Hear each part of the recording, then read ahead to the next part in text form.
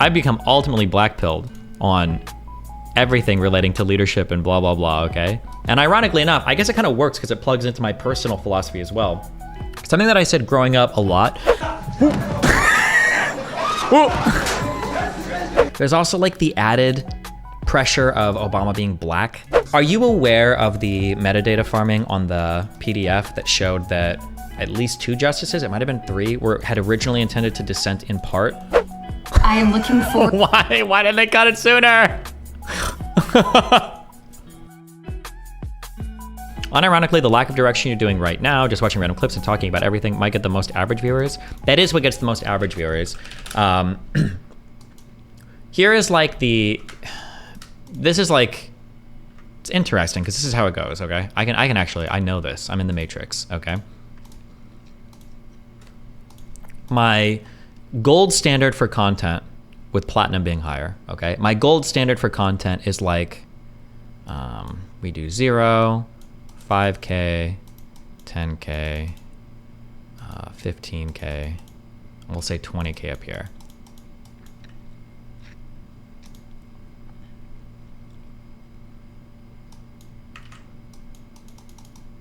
Watching random clips and just talking about stuff going on every day, this is like my gold standard content. I think that if I do this every day, at least with my current level of popularity, we sit at about 10K viewers doing this pretty easily. Maybe a little lower, anywhere from like 8 to 10K. It's been slow recently because of all the research, but pretty confident that I can stay around here. Then I've got like big drama, which we haven't done in a long time. People keep saying that I'm like drama farming all the time or that I sell a lot of drama, but the reality is for about 1.5 years, we haven't really had big drama on this stream. Since the Lab and Mr. Girl stuff, really. The Britney stuff, a little bit, that was kind of minor. The Melina stuff, a little bit, but that was really like 3 or 4 days, and then that kind of fell off. But if I do drama stuff, depending on how heavy it is, also for a long period of time can gravitate towards this like 10 to 15K mark. Yeah. We have research, and research, this is the stuff now that my brain is wired to do that I like. Research is interesting because I think research, depending on the topic, starts off pretty good at around 10K, but then more and more research will fall this off because eventually people are like, okay, we've seen this, like studying like some of the overview stuff was really cool, the macro perspective was cool, but now like getting into the weeds on like, do I need to know like on June 8th what was happening in the 6-Day War, you know, in the Sinai and in the West Bank, like it's kind of boring. So this kind of like falls off over time. We've got games. People want me to play games. Games is a hard one because games will start probably at around 7 to 8K, and this tanks and will hover probably at around maybe 3 to 5K now. Maybe some audience a little bit bigger, but I think games will even out even less than research streams. So, and then our top tier content is probably debates. These will sit anywhere from like 10 to 15K. No, anywhere from 10 to 20K, really, depending on what it is up here.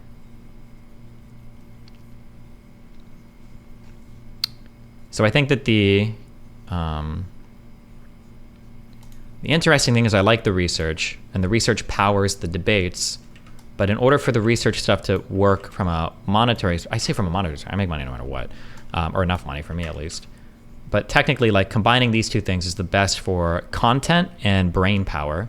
Drama and clips, and then debates this is like the best combination of stuff for just viewership, right? Where we're like keeping track of everything going on every day, keeping track of the latest Hasanabi drama or news stories, and then doing like big debates as they come along. Although I can't be as prepared for the debates if I'm doing a lot of research. And then games, my brain just hasn't been wired for games at all in the past 5 months post 5 answers. Just not like worried at all, or wired at all for this. Yeah, I don't know.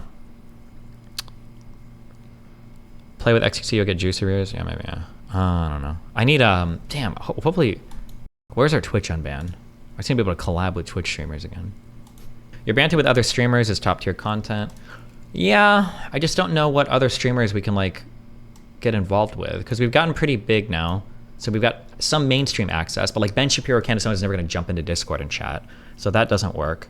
Left-leaning people won't talk to anybody, so that doesn't work. I've kind of got like all the people in my community, which has been fun, but it doesn't really expand our audience or get us out there more, which is fine for me. Huff Daddy, thanks for the $5, loser. Can you not be as unhinged, you fucking cuck? You're lucky. I didn't take my Vyvanse yesterday because I was gonna do drugs, but I will unban you today because I'm on my Vyvanse. You're lucky. Why are all conservatives willing to talk and leftists aren't?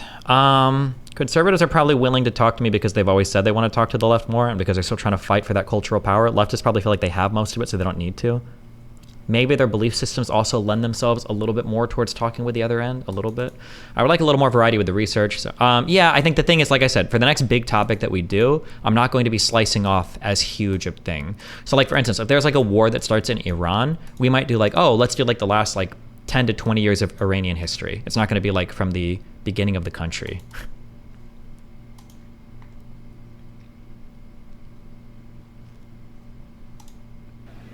I'm told my predecessor called members of Congress and the Senate to demand they block the bill. He feels political win. He viewed it as a... D-Man is time to wreck D&D. The D&D community is growing. D&D was my absolute... That was like a passion project. But that like murders my viewership. And I think I'm doing a one-shot with Quebo and Mutin on Monday, so... Political win for me and a political loser for him.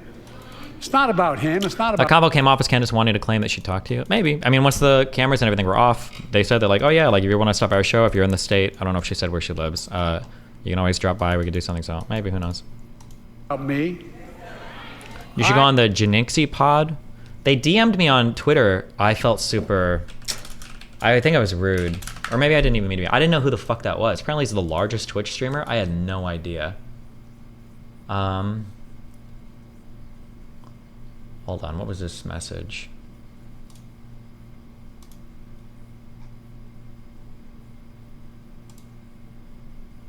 Oh no, this wasn't even that bad. He DM'd me and he said, do you want to come on the Jinx Z podcast soon? This is from an account called JYNXZI on Twitter. And then I said, where are you guys located and for what topic? And that was 9 days ago, so I don't know, they didn't respond.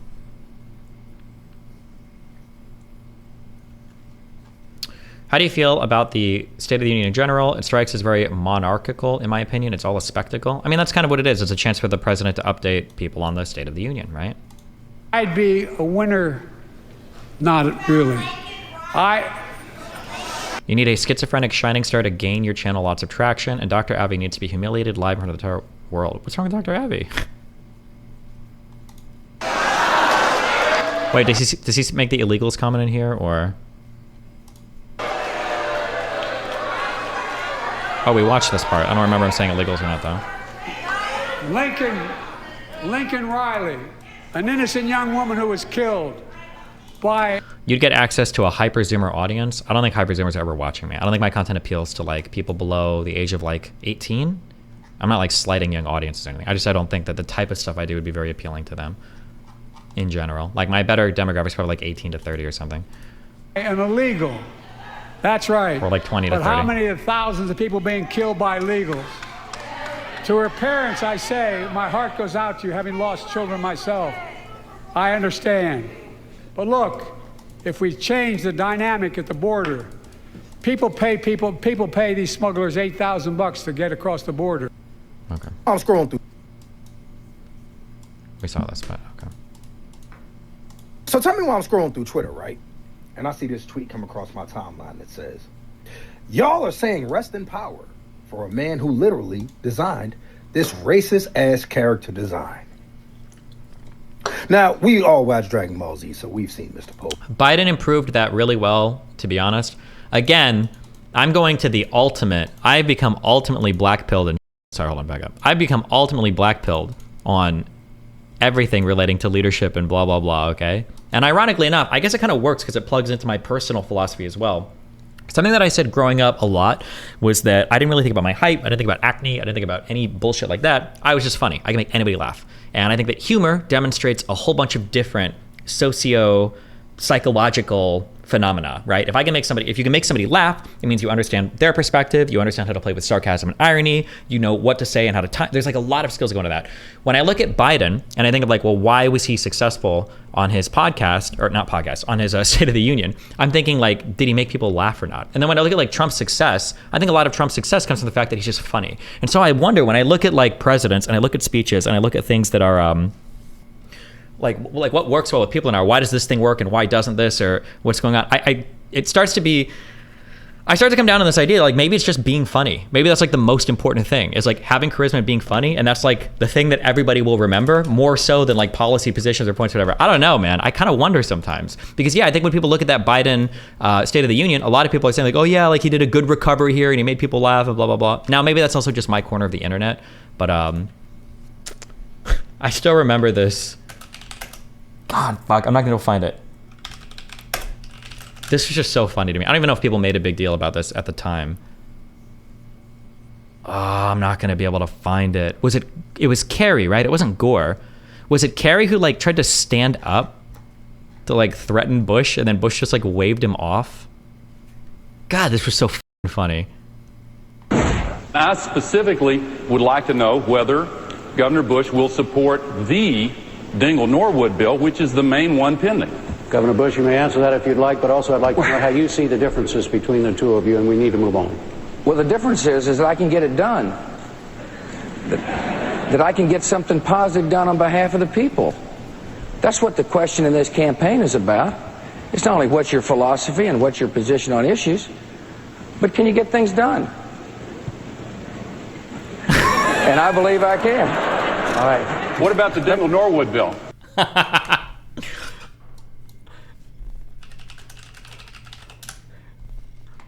This one was pretty. This is a wild.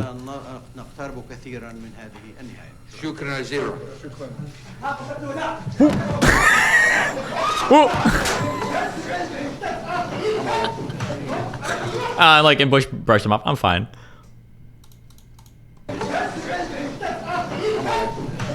I'm all right. There was the Reagan one too. Sorry, we're jerking off Republicans right now.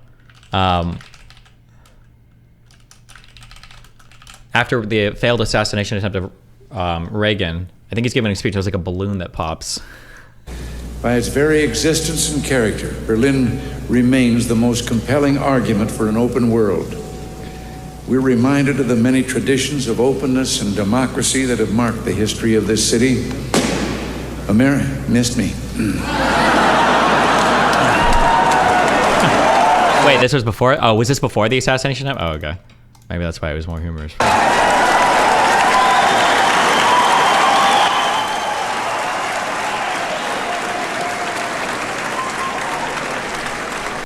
God, and then you had Clinton. When he went and played with his duders. No, not this.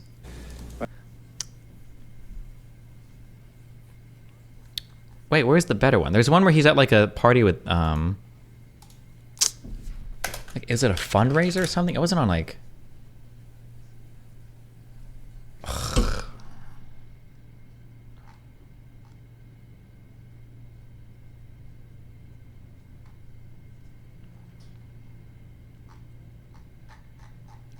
Arsenio Hall? Are you sure? No. Do you think Biden was funny last night? Yeah, I think he was. I think he was pretty funny a few times. Obama was the funniest president? Maybe, but Obama also seems a bit more... I don't know why people on the left seem this way. No, that's not true, actually. It's like 2000 onwards. I was going to say, Obama also seems a little bit more stuck up. He just gives that vibe. But he just gives that vibe of being a little bit more stuck up. But there's also like the added pressure of Obama being black. Like, if you're white, you've got a little bit more space to be cool and be formal.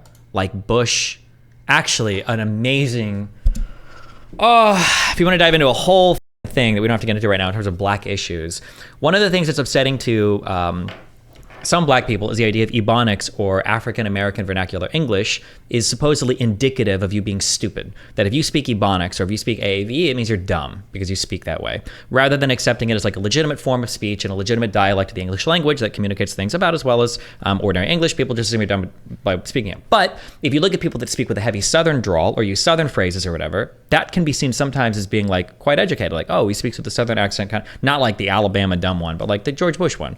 No offense to my deep South people. But I think for Obama, I think it would have been hard for him to sound like cool or less stuck up without also sounding either very white or curving off into like a black area that people would associate with like thuggery or rap culture or something. Like that's just got to be, I think, especially in the 90s and 2000s, trying to walk that line of being like a professional presenting black person while not coming off as like too stuck up or too white sounding, but not coming off like you're trying to be like a gangster or whatever. It's probably a very, very, very challenging line to walk, I think. Des, you're just wrong. Pisco, come onto my stream. Pisco, come talk to me for 1 minute, baby. I just want to get your opinion on something.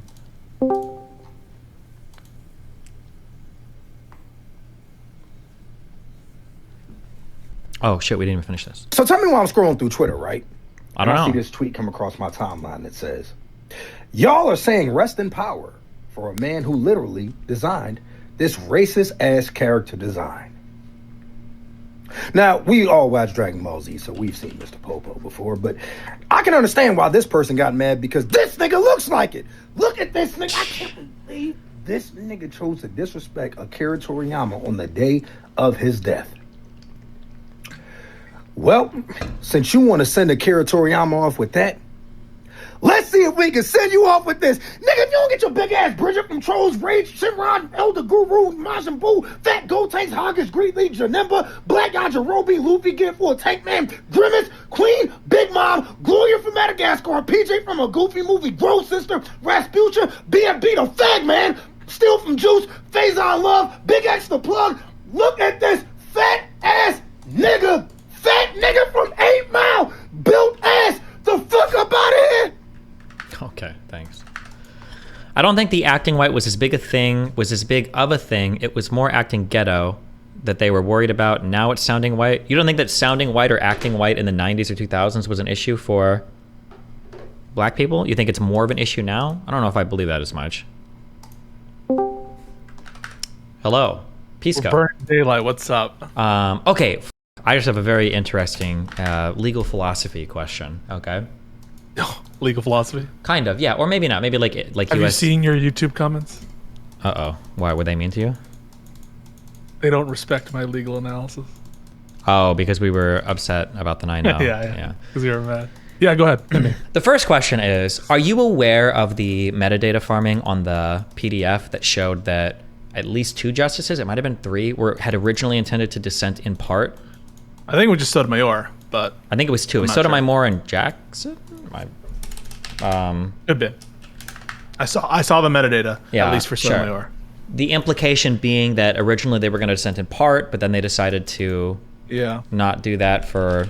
It's super disappointing, by the way. So the 9/0 hurts really bad because you really would want just the one person to, in my opinion, give the right distillation of the law. Yeah. And so not even having that one dissent, which you almost always have in like these big cases, like the one dissent in Plessy or the one dissent in Morrison or the one dissent in all these other big cases, which are like the great dissenters. You didn't even have a one dissenter on the, what I think are like basic constitutional, I don't know, structural points. Yeah. The email that I got just reading this, it seems the unanimous decision might not have been the original outcome according to the metadata in the PDF document published on SupremeCourt.gov. You can see Sotomayor, Kagan, and Jackson, JJ dissenting in part rather than concurring in judgment. That was the email I got, so that's a reference amazing. In terms of ASDF, thanks for the $50. I got an interesting email about the court. What do you think about the court making political decisions, I guess? What's your take on that? You already heard mine. Making political decisions? Yeah, like you blackpilled me? Yeah. Okay. So I respect, the thing is, with Amy Coney Barrett, I'm sure that's what you're referencing. Or all of them, really. Like, let's assume that they were going to dissent in part, but they all decided it was important to have a unanimous decision. But they could have actually genuinely been convinced. That's also true. True. Now, okay. Possible. So I don't want to necessarily say just because or they could have stylized it as a dissent, but really it's the same substance. So I don't want to read too much into it. Yeah, that's fine. As to your question, I want to start by saying I agree with your point about Amy Coney Barrett, where I was kind of giving a little pushback. I think that you were right. I think I had some blinders on because I thought Amy Coney Barrett did an exceptional job at oral argument, and because I respected the fact that she was a concurrence. But I think after thinking about it, you were right on that, and I don't agree with the court like explicitly taking politics into account when they're deciding whether or not to come to a certain ruling or something else. I think that's not good. Okay. Especially when it comes to like these big issues where it's important to have a sort of someone to come out and say what they feel about these issues. So for us to have some the dissents and concurrence in this case could be really critical to have some sense about what the court is thinking about perhaps their legal analysis with respect to future cases, but like give us some guidance.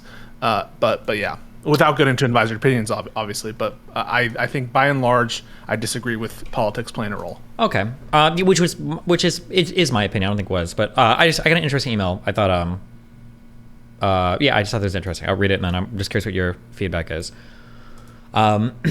Hi, Destiny. I wanted to share a few thoughts about the recent Supreme Court decision about the Colorado ballot. Specifically, I think you should be more open to the kind of pragmatic reasoning the court used in parts of the decision, and you should give more consideration to preserving the court's legitimacy in the eyes of the public.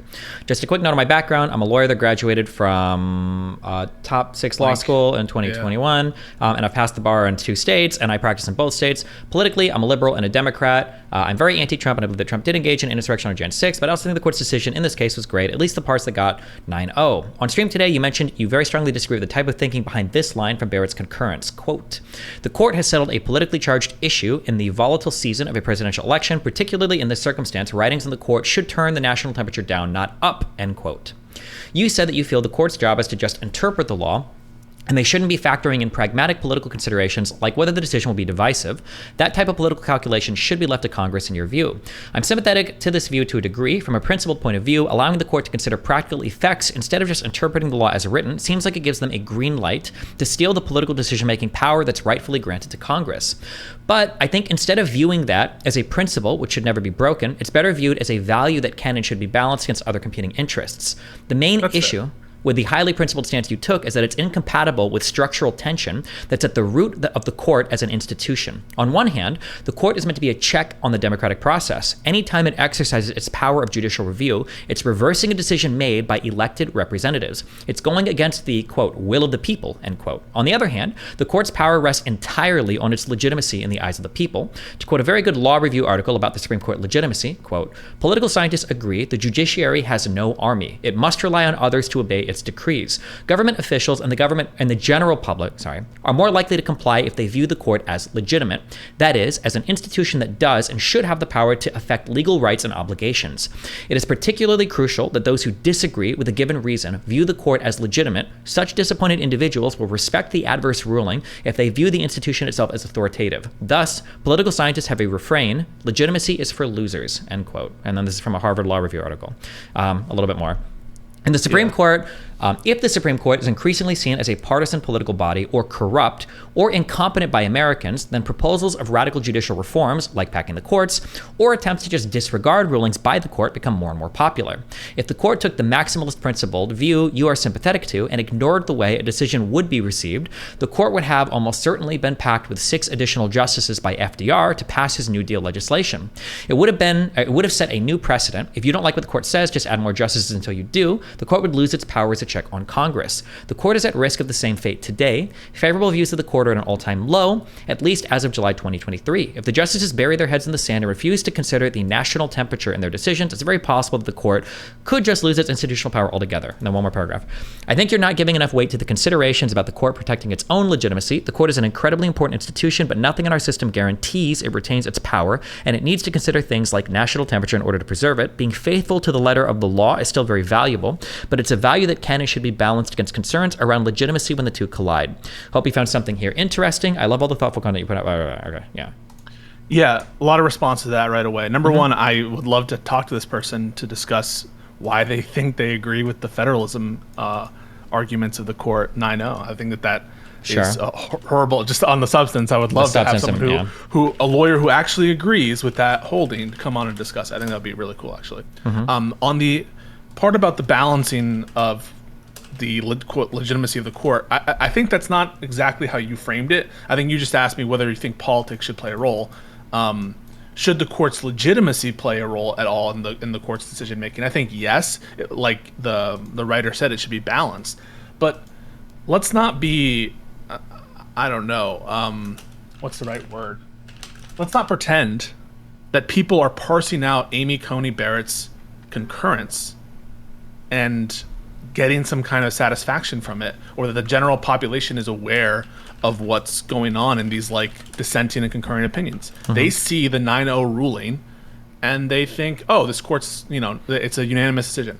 I don't think that, to the extent that this matters for the general public, that the general public is aware of these, like, I don't know, the decision to write a separate dissent or the decision to fully elaborate the reasons why they disagree versus not. That would seem to, I don't know, is that your intuition as well? That, like, go around and ask anybody whether or not they think the difference, or whether they're even aware of the difference between Amy Coney Barrett's concurrence and what the liberal justices said. I mean, how many people do you think actually know that? Yeah. Probably So almost I don't nobody. really- Yeah, less than 5%, Yeah. less than 2% probably. Yeah. So I'm not really convinced that this matters for anyone who isn't paying attention, and everyone who's already paying attention already are highly engaged lawyer people and who don't really. So, like, in terms of the general public's feelings on the legitimacy of the court, they're not going to be moved at all, in my opinion, by what Amy Coney Barrett writes and how she limits herself and her concurrence versus the dissent of the longer concurrence of the liberal justices. That's number one. And then number two, to the extent that they are motivated by that, I think they should be motivated as well by the advisory opinion of this court. Like, how can we say that the liberals or the dissenter liberals are doing anything worse or better than the majority opinion in giving an advisory opinion with respect to the other federal ways of enforcement of Section 3? That was the court not, I think, respecting its legitimacy. It's in the eye of the beholder, in my opinion. And so, really, I don't see how it could move the needle, really, for people, the general public, or even like people, practitioners or lawyers, who could very easily look at the majority opinion and say, hey, there was some shiftiness there too. And then I guess I would go back to, what are you saying, emailer? Are you saying that you disagree with Sonia Sotomayor and Elena Kagan and Justice Jackson writing separately? Do you agree with that, or do you disagree with that? Yeah. And if you agree with that, how can you also agree with Amy Coney Barrett? So that's where I don't see, like, if we had it your way, emailer, we would never have that opinion from the three liberals to look at and consider, and we would be worse off for it. We wouldn't be called, like, we wouldn't have any attention to the fact that the court is doing what I think is big shiftiness. What do you think about that? You're basically, well, are you saying that because they did author those concurrent opinions anyway, right? So what is the chief complaint, or what is your issue there? What is the person who emailed you, what is their issue with the liberal justices concurring longer and elaborating their reasons? Or I don't think he has that an issue. I don't think he has an issue with that at Yeah, all. He's so just then, happy like- that the decision was 9-0, and he says that I should take more. Yeah, because I had a very maximalist view on that. Like, I don't think the court should necessarily be thinking politics when they go to author. Okay. Well, do you stand by that it should never ever consider its own legitimacy when coming to opinions? I think that's one of the reasons why we don't want courts to like make political attacks, right? But I don't know that you would ever say that the legitimacy of the court is something they should never consider. I guess the question is, sometime I'm gonna see if this guy, whatever want to come on here to discuss. I just shot an email. I guess my question would be is, does the court considering its legitimacy when authoring opinions like automatically destroy its legitimacy? Because then the question would be, so for instance, and I don't know enough about the U.S. at the time, but my understanding is, like Brown v. Board of Education, right? After that's where we got the, wait, let me just make sure I'm not about to say something super retarded. Correct. Okay, yeah, all right. That's where we got like the pictures of like or the video maybe even of like the little black girl going to school with like the police officers escorting her and all the people protesting and screaming and blah, blah, blah, right? To make decisions like that, Like, would we ever worry that the court, like, those are decisions that caused a fuck ton of upheaval in the public, right? And I'm sure there are other huge decisions as well where the Supreme Court has made a decision on something that's caused a lot of public upheaval. Dobbs and I was going to say with the same court, it was interesting because, and I could be wrong, but I think we read through, Alito was the one that penned the majority on this, the opinion. For Dobbs, Yeah. I want to say when I read that, I think we read the whole thing on stream, I thought that he'd said a few times that, like, if the law is bad, we need to make the right decision, and that stare decisis and all this bullshit is not a good reason to maintain a bad decision, even if it's watershed, even if it's led to a different understanding and further things. All of this, that, like, it's important to get the law right. So there's two arguments I'm making. One is, and we can do these separately, so I should have done this one at a time. Yeah. But the first one is that, like, do we want a court that's afraid politically of making certain decisions? Doesn't that send the message that, well, as long as we protest really, really, really, really, really hard, even the Supreme Court can't stop us, which undermines the legitimacy. And then the second one is just more particularly, and this is just kind of like a spy-driven argument personally, how can this court make that argument that political practicality is important when they completely threw that out the window when it came to Dobbs? Yeah. I mean, that's a hypocrisy argument. Yes. That I totally agree with you, for sure. On the first point about whether it should ever play a role, I didn't read the emailer to say that he would ever want an opinion to change based on legitimacy or public concerns. But you could think of stare decisis as a kind of legitimacy-saving doctrine. Yeah. Right? The whole point of having stare decisis is for settled expectations, for people to move on, for people to understand the courts are not supposed to be political instruments. And so some of these substantive doctrines are themselves sort of imposed in order to preserve the court's legitimacy, at least in part. And so that's one place where I would say, your emailer has a point, to the extent that there are substantive doctrines which are imposing legitimacy-saving measures or are in some way connected to legitimacy. I think that might be okay. And that might have a dispositive outcome on the case, right? I think your opinion was you might not agree with Roe v. Wade, but you think that stare decisis, they should have upheld it because of stare decisis, right? Yeah, that I think legitimacy of the court kind of in a way rests on a large string of decisions. And if you go back and you're like, you know what, I think Marbury v. Madison, I actually don't like that interpretation. Let's just toss that you're like, holy shit, that like getting rid of certain watershed decisions like dramatically alters our view of the government, our view of law, view of the Supreme Court, view of everything. That's kind of what the emailer is talking about in a way, right?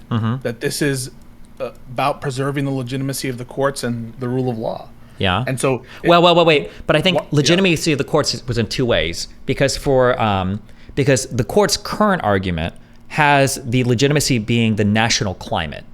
And then, my argument is one of like stare decisis. I think that you can make strong, principled legal arguments for why court precedents probably should stand. I think that there's. I see. Yeah, but I don't know if you can make strong ones for public opinion. So stare decisis is a doctrine before you know any controversy. It's not specific to a particular controversy. It's a general doctrine that we can incorporate without looking, I guess, necessarily to the specific case at hand. Although, keep in mind, one of the factors for stare decisis is settled expectations and, people who are reliance interests. And so that's, even though the doctrine is, I suppose, case neutral, it, as part of the factors in analyzing whether to overturn a previous case, you look to whether there's settled expectations in the world, and you look to whether or not there's a reliance interest in the world, and that is in the country. And so, what do you mean by that? You mean like looking at what the right? So if you're going to overturn a case, right, one of the factors that you look to, right, is it egregiously decided in the first instance? Is it workable in the lower courts? Sure. But one of the factors you look to are, have there been a lot of reliance interests that people are sort of settling their lives according to the dictates of this ruling?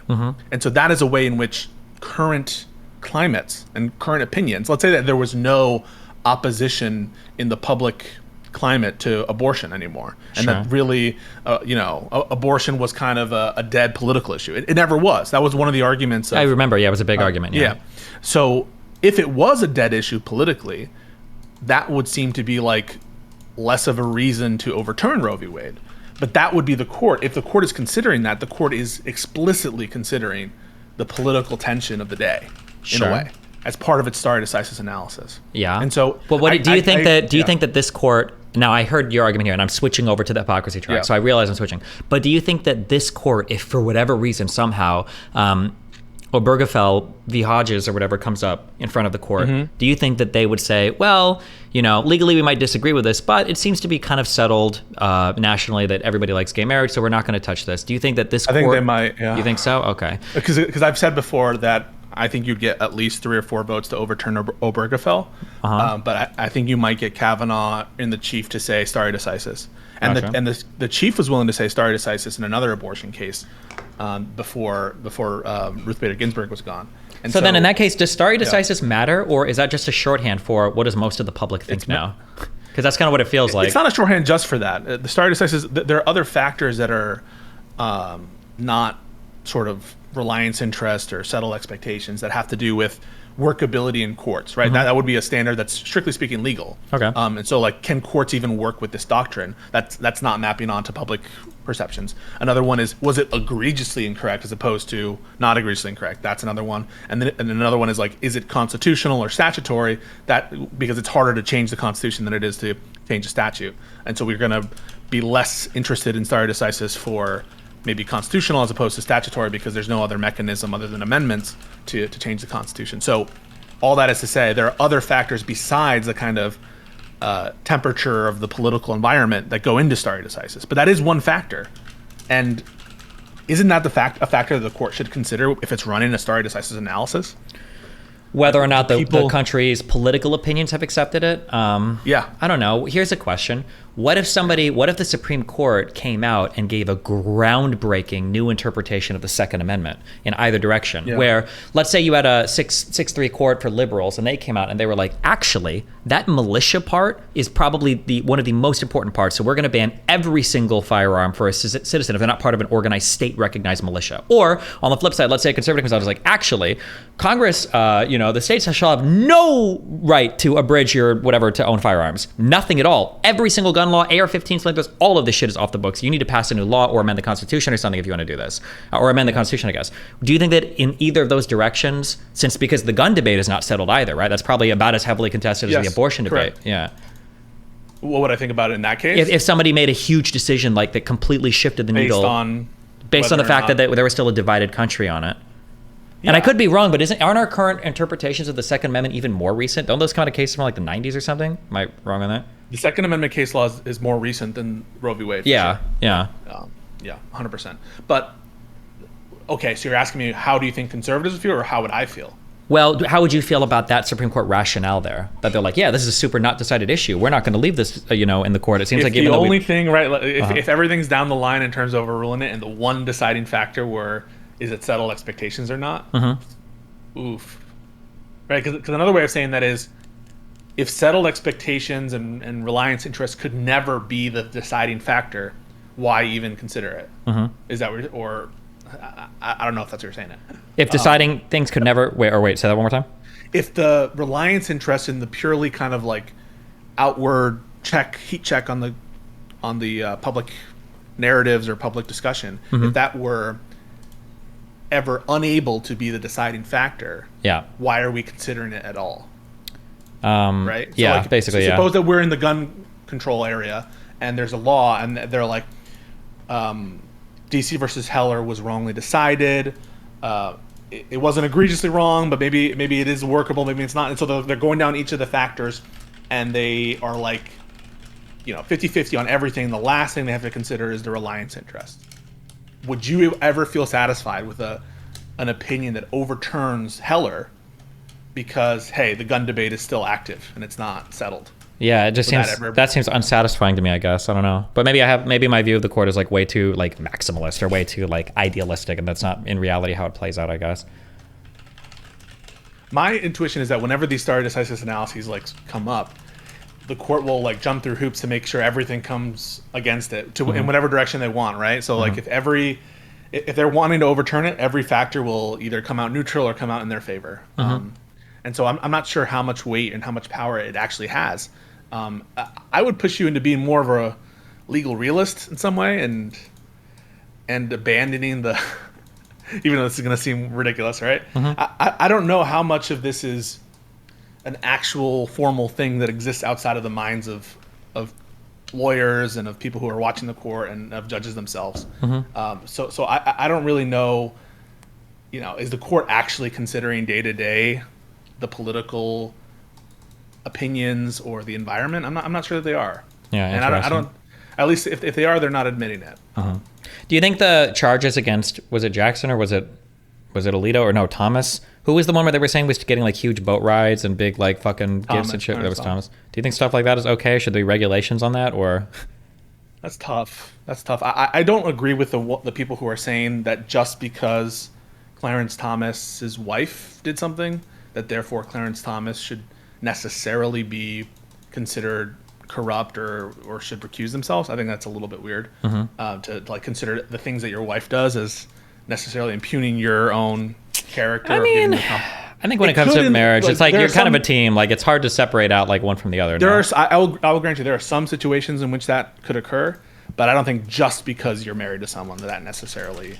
I mean, are you willing to say that? Like if let's say that you're a judge, you're on the Supreme Court, your Destiny, the Honorable Destiny Bennell. Yeah. And one of your new wife is like super in favor of environmental protections and is all day advocating in favor of environmental protections. And a major piece of environmental legislation is brought before you.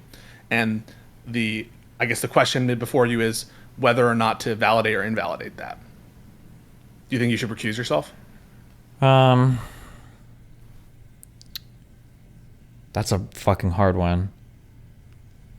I mean, I guess you could also have your own strong political opinions about it too. So I mean, should you recuse yourself if you have your own strong political opinions about it? Probably not. True. I mean, in that sense, it's probably not. I'm thinking more about like the taking bribes, or not bribes. I should say. I'm sorry, taking like gifts or whatever from special interests. Like if your wife is that getting one's paid, a little bit weirder. Yeah.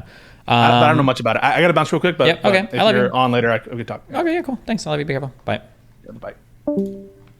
My name is Katie Britt, and I have the honor of serving the people of the great state of Alabama in the United States Senate. However, that's not the job that matters most. I am a proud wife and mom of 2 school-aged kids. My daughter Bennett and my son Ridgway are why I ran for the Senate. I'm worried about their future and the future of children in every corner of our nation. And that's why I invited you into our home tonight. Why does she sound like she's on the verge of tears or dying? Is there something? Like so many families. Like this is like the 0.5 HP voice. Across America. My husband Wesley and I just watched President Biden's State of the Union address from our living room. And what we saw was the performance of a permanent politician who has actually been in office for longer than I've been alive. One thing was quite clear, though. President Biden just doesn't get it. He's out of touch. Under his administration, families are worse off, our communities are less safe, and our country is less secure. I just wish he understood what real families are facing around kitchen tables just like this one. I hate the kitchen table metaphor. Ugh. This is where our family has tough conversations.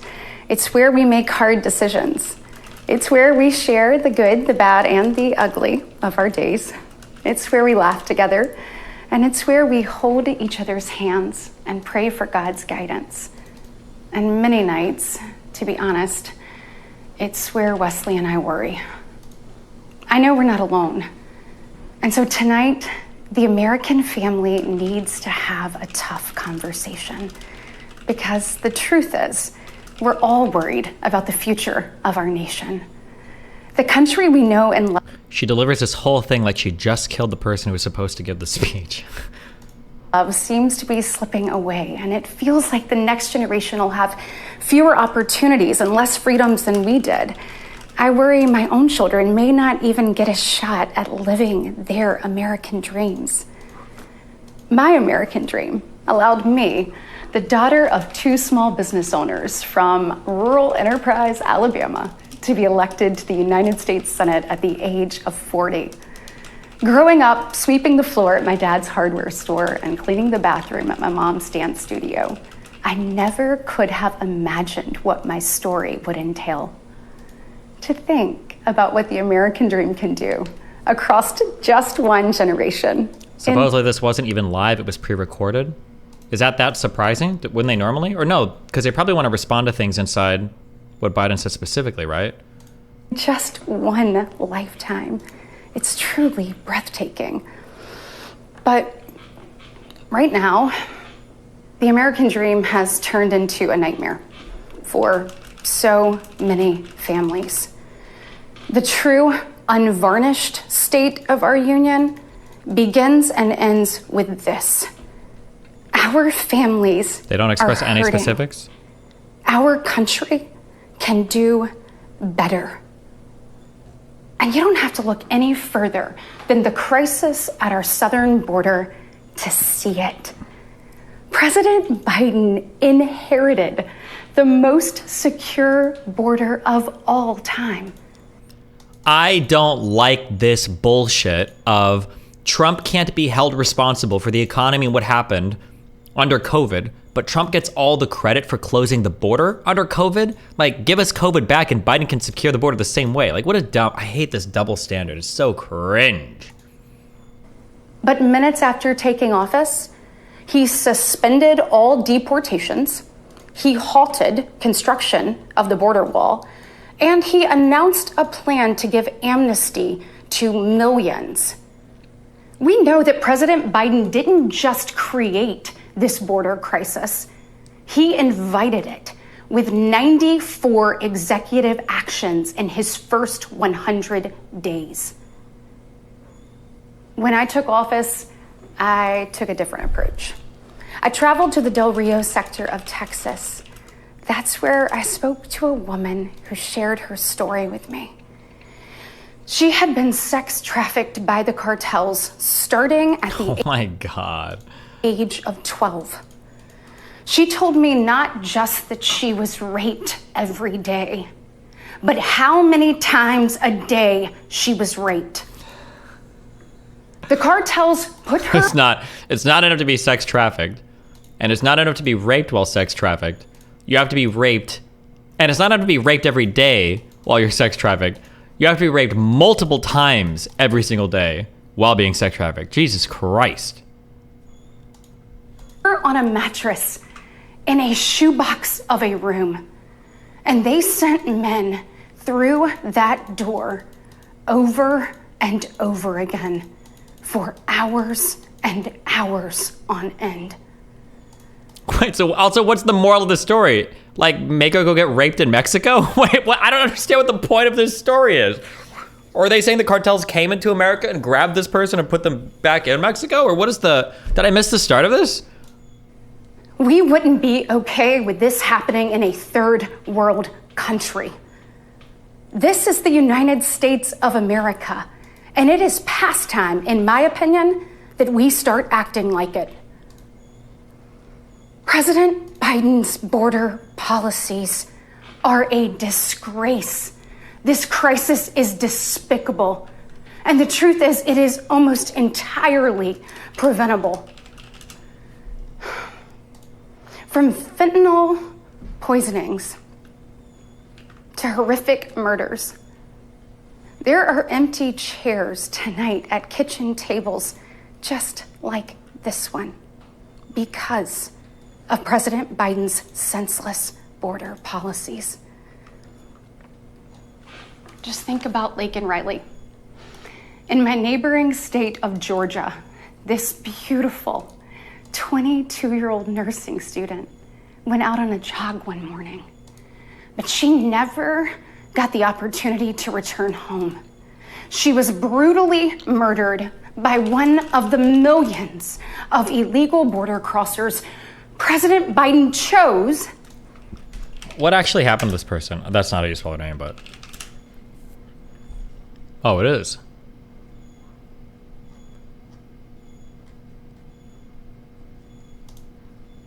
Not that person. Oh, Laken Riley?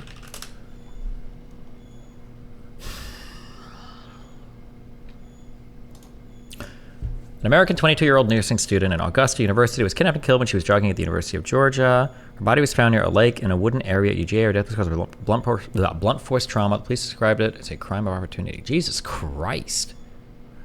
26-year-old from Venezuela entered the U.S. illegally, was arrested by UGA police, and has been charged with felony murder, false imprisonment, and kidnapping. There's no date set for the trial.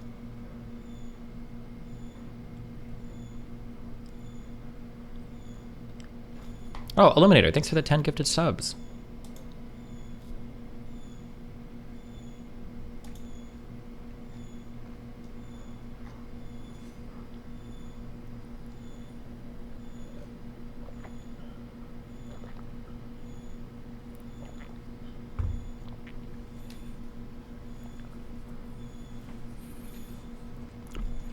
Ibarra had been previously arrested by both federal and state officials in multiple jurisdictions. If he had been arrested by federal officers, how was he not deported? Or what happened? Authorities detained several people, but only Ibarra was arrested. Right, let's...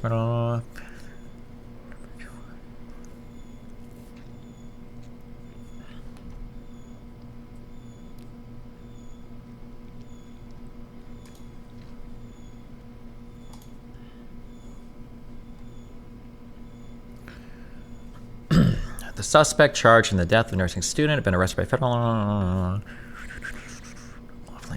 The agency said that it dodged a detainer after its enforcement and removal operation in Atlanta encountered Ibarra on Friday following his arrest on murder charges. On October 2023, and his brother Diego issued citations for being accused of shoplifting and given information about a pre-arrest diversion program. According to an Athens-Clarke County police report, local authorities allege about $200 worth of clothing and food was stolen from a Walmart. Records show a bench warrant was issued for his arrest. He failed to show criminal history of the two. What is the federal arrest? I'm curious. Who had been separately apprehended by U.S. Border Patrol agents near El Paso, Texas, and released to New York pending adjudication of their asylum claims, authorities said. Oh, so this is... Whoops.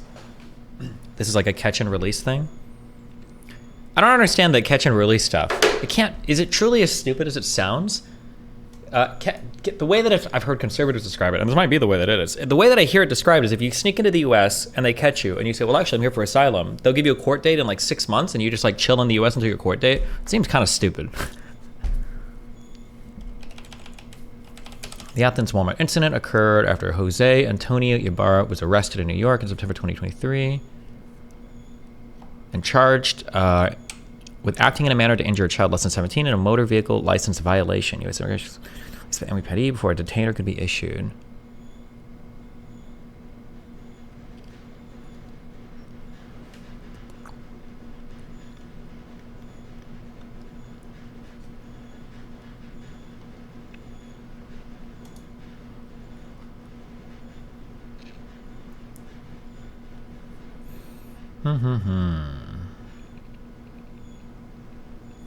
He was also arrested Friday and charged by federal prosecutors with possessing a fraudulent U.S. permanent resident card.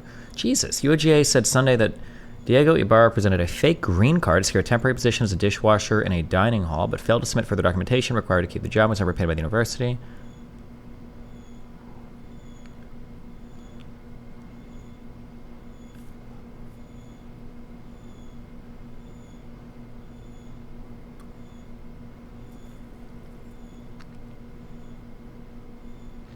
Complaint in Georgia federal court states that Diego was apprehended by U.S. Border Patrol agents in late April 2023. He was processed for immediate removal from the U.S., but claimed a credible fear of returning to Venezuela and was released to New York pending adjudication for his claim for asylum. Venezuelans are given special immigration status by the Biden administration's millions flee political repression and poverty. We need to do an immigration. We do need to do an immigration arc. I feel like you shouldn't be able to seek asylum for economic issues. That's his brother? Oh, Diego Ibarra. Oh. Should you be able to? Jose was the one guy.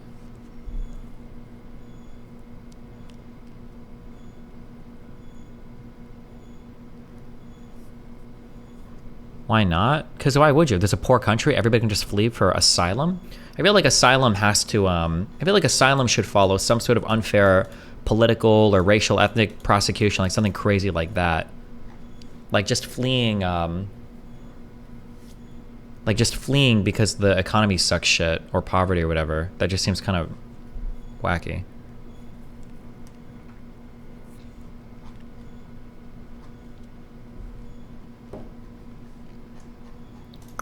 Do you know the situation in Venezuela? I don't right now. I don't know anything. I know that they've had a lot of issues with poverty, but is there like huge, like crazy shit going on right now?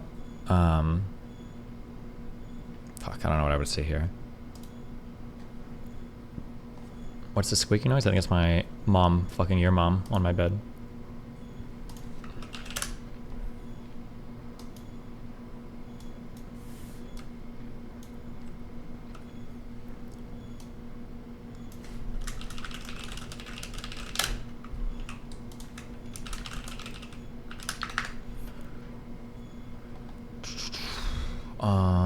I'm just curious real quick. Catch and release.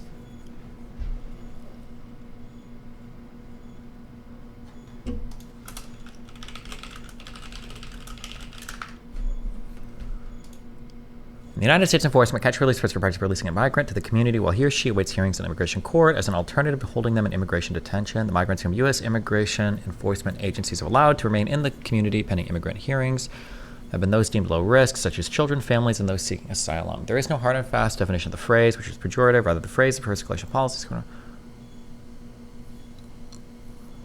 Gotcha.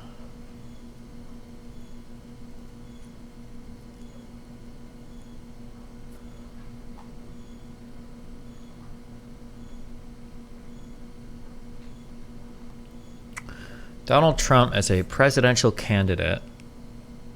2016 said that under my administration, anyone who illegally crossed the border will be detained until they were moved out of our country and back to the country from which they came. As president, Trump has blamed the liberal Democrats for what he called laws like catch and release. In fact, the phrase refers to a collection of policies, court precedents, executive actions, and federal statuses spanning more than 20 years, coupled together throughout Democratic and Republican administrations. In February, Secretary of Homeland Security John Kelly, pursuant to executive orders by Trump, ordered an end to so-called catch and release policies. However, by June 2017, thousands of people apprehended by U.S. authorities were still released from detention while they await immigration hearings, in part due to limited space available in immigration detention, legal limits on who may be detained and for how long. For example, a court ruling prohibits detaining women and children for more than 21 days. Trump administration officials have argued that the Victims of Trafficking and Violence Protection Act 2000 legislation to aid victims of human trafficking includes a catch and release loophole because unaccompanied children are exempt from prompt return to their country unless they come from Canada or Mexico. Trump signed an executive memorandum directs federal officials to report to him on measures to expeditiously end catch and release practices. So catch and release is just retarded. We shouldn't be saying this ever.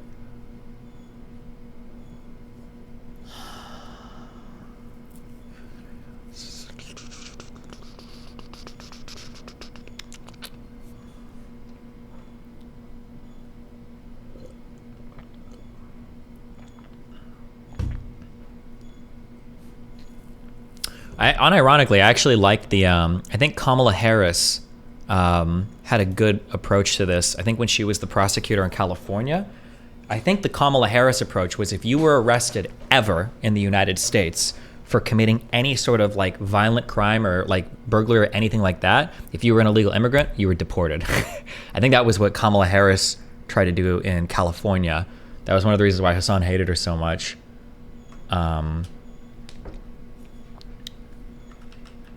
Why would anyone disagree? I have no idea. But that was one of the, remember when I fought with Hassan a long time ago? That's when the way that Hassan phrased that was Kamala Harris is just trying to arrest kids in school and throw them out of the country. But I think what Kamala Harris said was if you're making an arrest on a person, you should be able to check their immigration status if it's for like a violent crime or felony. And if they are an illegal immigrant, they instantly get deported, which I think is totally fair. I don't know who would be opposed to that.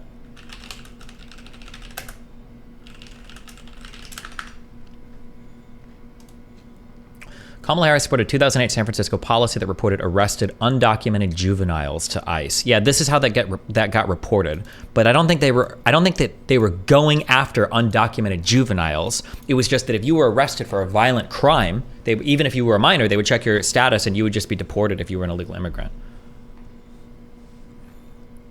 supported a site policy that required law enforcement to turn over undocumented juvenile immigrants to federal immigration authorities if they were arrested and suspected of a crime of committing a felony, regardless of whether they were actually convicted of a crime.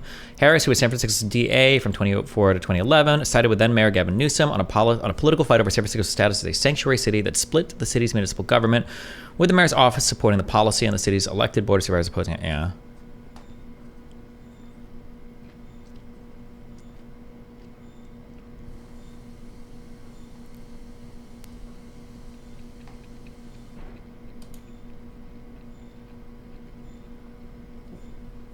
The Kamala Harris debate with you and Hassan is the most aggravating debate to me ever. He literally wouldn't let you talk at Destiny at ADHD frustration here. Nice.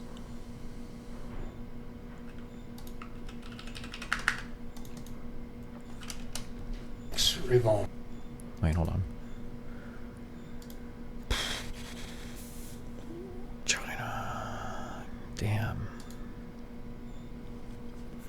Trump bowed to intense political pressure and signed an executive order to reverse the policy while still maintaining zero tolerance border control by detaining entire families together. When it became clear that this could not be sustained within the scope of court rulings, Customs and Border Protection Commissioner Kevin Michelini, or whatever.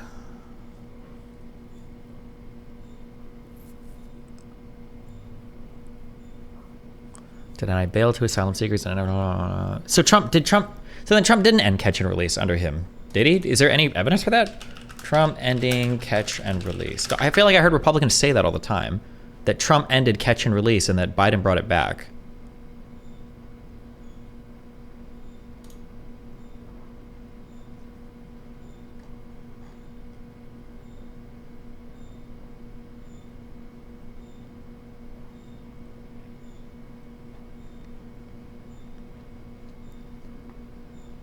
He tried in 2017 with this. Yeah, it sounds like he signed it. He like signed some memorandum or whatever, but it doesn't sound like they actually did anything.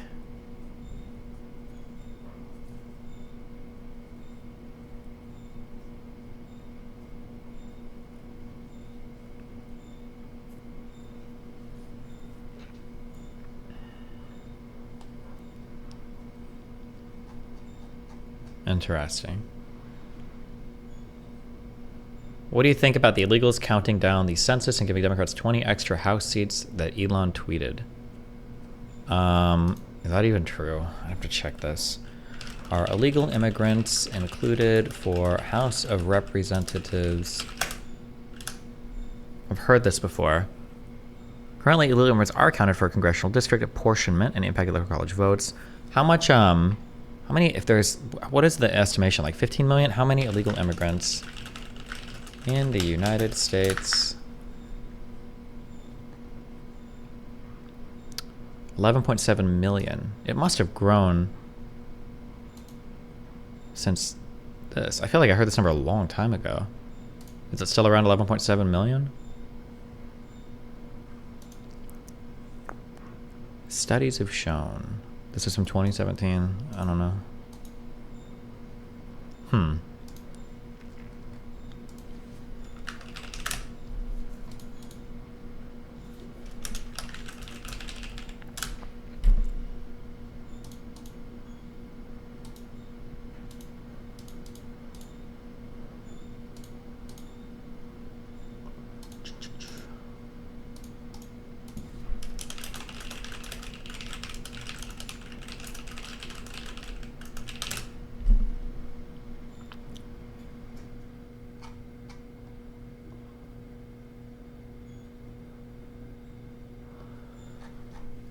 So who, like, I'm so curious for all the conservatives that love watching me.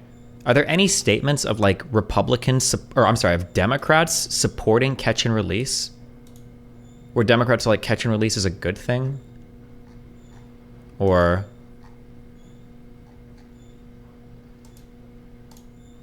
to release into our homeland. Y'all, as a mom, I can't quit thinking about this. I mean, this could have been my daughter. This could have been yours. And tonight, President Biden finally said her name.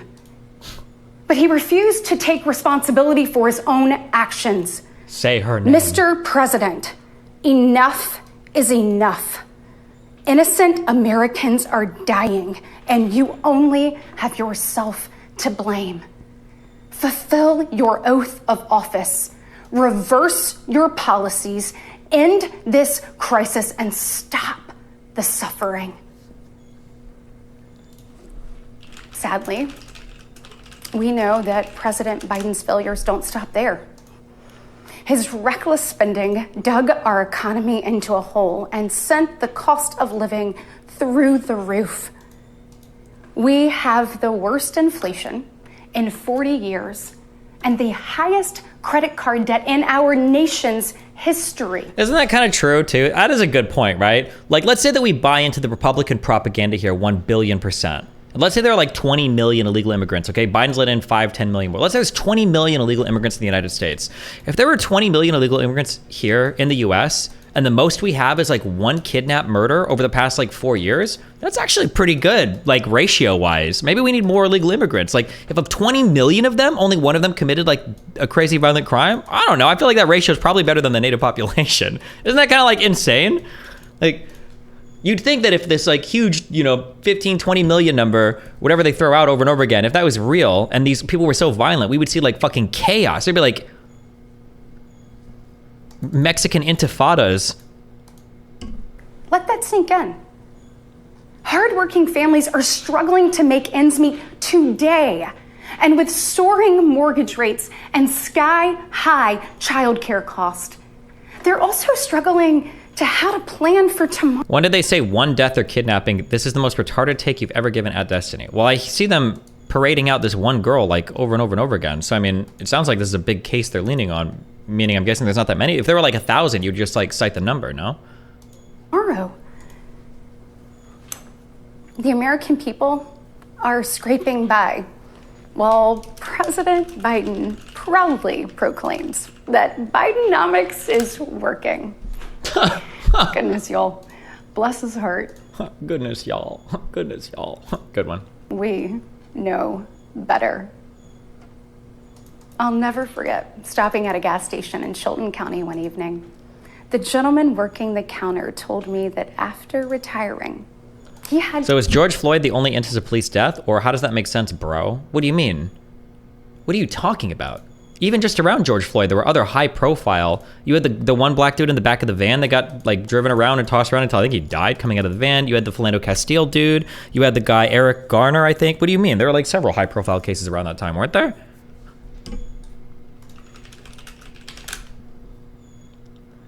Garner was 2014, to be fair. When was George Floyd? Death. This is like 2020, wasn't it? Yeah. Oh, Breonna Taylor happened. When was that date? It was 2020. Oh, Ahmaud Arbery. That wasn't the cops, to be fair. It was 2020. But also, who the fuck do you think you're talking to? I'm not here gonna tell you that like police are murdering black people for no reason. That's not my talking point. I would fight against that characterization of the police in America as well. To pick up a job in his 70s so that he didn't have to choose between going hungry or going without his medication. He said, I did everything right. I did everything I was told to do. I worked hard, I saved, I was responsible. He's not alone. I hear similar concerns from fellow parents, whether I am walking with my friends or whether I'm at my kids' games. But let's be honest, it's been a minute since Joe Biden pumped gas, ran a carpool, or even pushed a grocery cart. True. When was the last time Donald Trump pumped gas?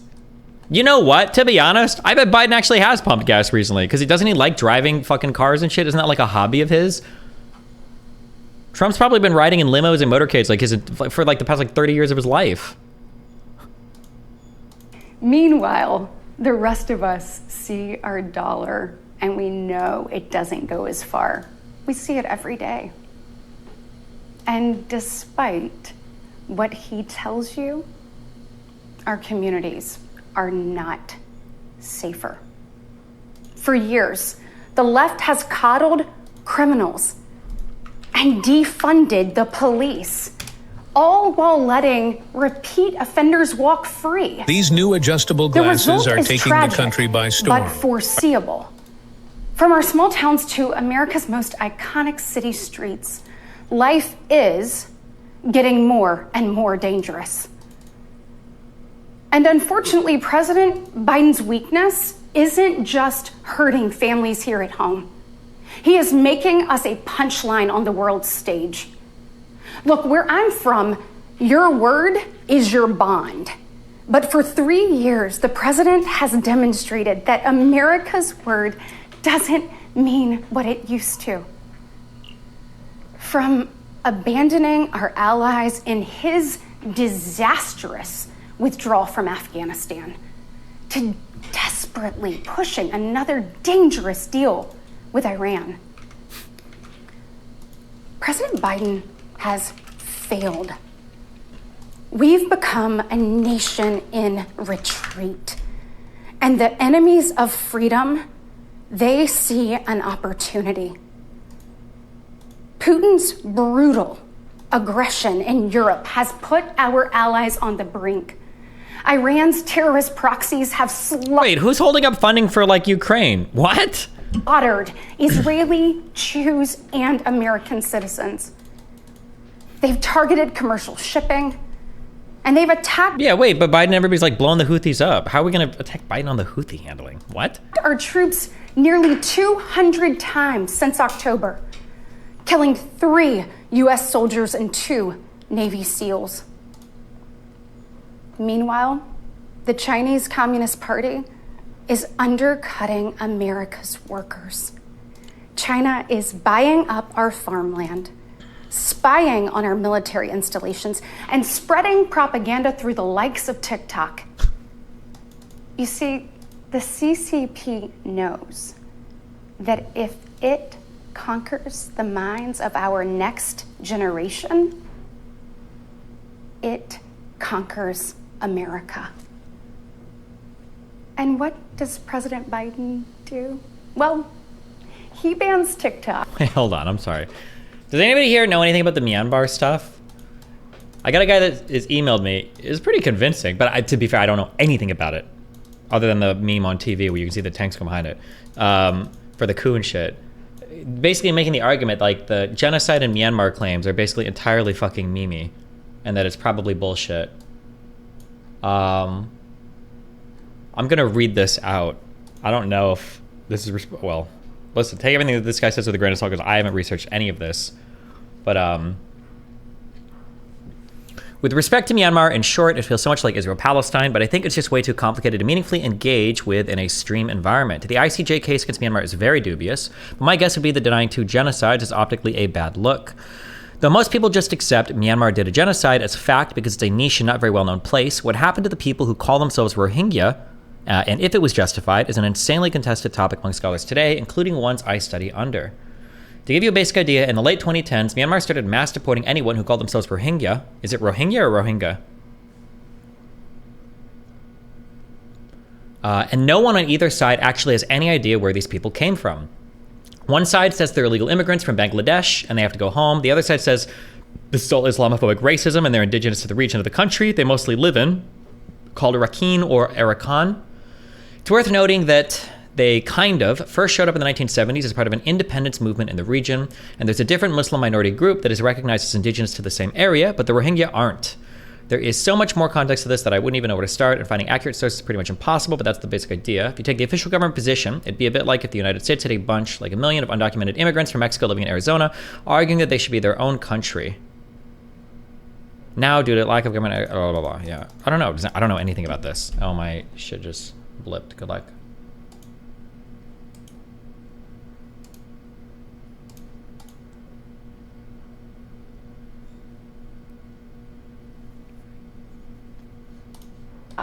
For government employees, but creates an account for his own campaign. Y'all, you can't make this stuff up. Look, we all recall when presidents faced national security threats with strength and resolve. That seems like ancient history. Right now, our commander-in-chief is not in command. Or a chief. The free world deserves better than a dithering and diminished leader. America deserves leaders who recognize that secure borders, stable prices, safe streets, and a strong defense are actually the cornerstones of a great nation. Just ask yourself, are you better off now than you were 3 years ago? Yep. There's no doubt we're at a crossroads, and it doesn't have to be this way. We all feel it. But here's the good news. We, the people, are still in the driver's seat. We get to decide whether our future will grow brighter or whether we'll settle for an America in decline. Well, I know which choice our children deserve, and I know the choice the Republican Party is fighting for. We are the party of hard-working parents and families, and we want to give you and your children the opportunities to thrive.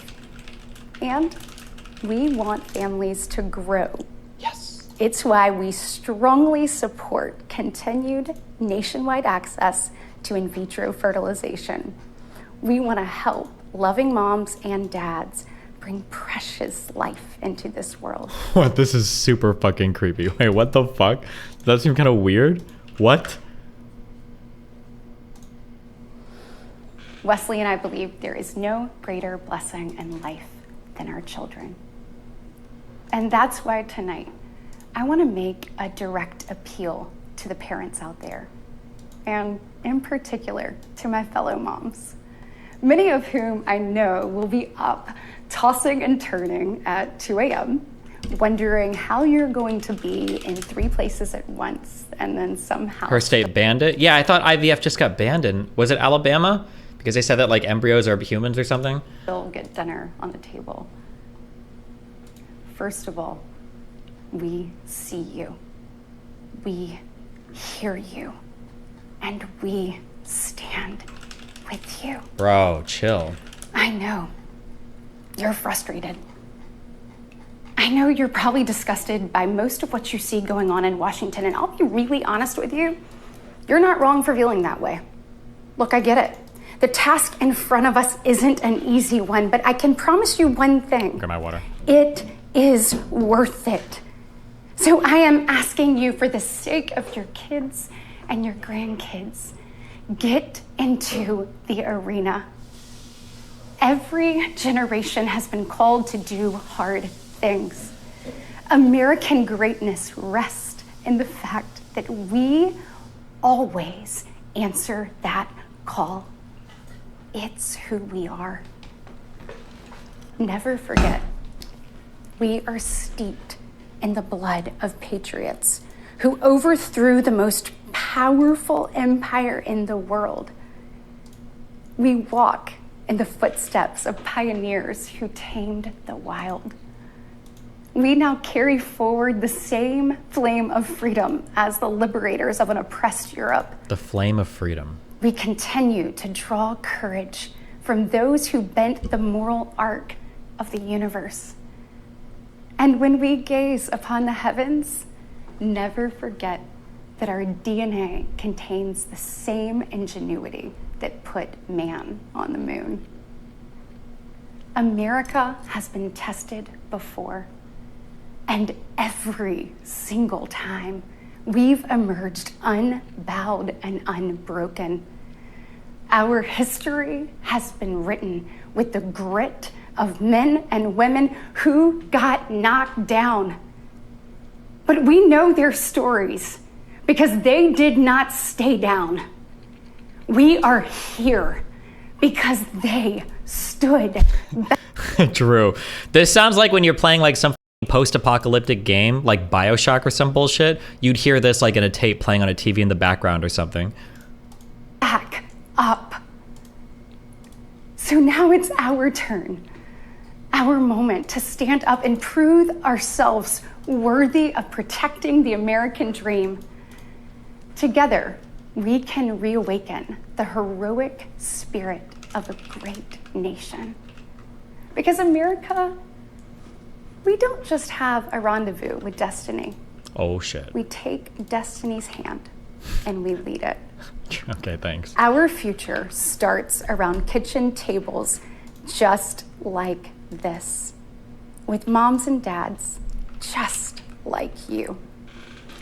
And you are why I believe with every fiber of my being that despite the current state of our union, our best days are still ahead.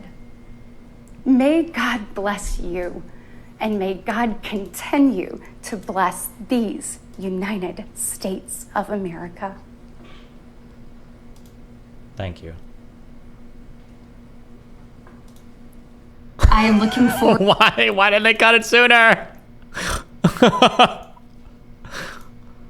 Continue to bless these United This feels like a skit from The Boys. States of America.